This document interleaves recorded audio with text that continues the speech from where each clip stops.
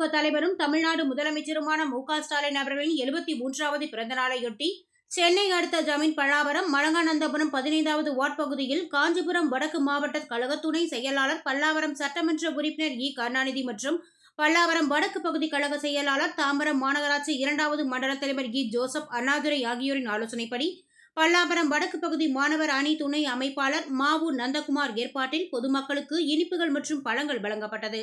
இந்நிகழ்வில் தலைமை கழக பொதுக்குழு உறுப்பினர் மு. ரஞ்சன், முன்னாள் மாவட்ட பிரதிநிதி ஆ.பெ. மா. உதயகுமார், ஆர்.எம். ராஜா உட்பட மாணவர் அணி மற்றும் இளைஞர் அணியினர் கலந்து கொண்டனர்.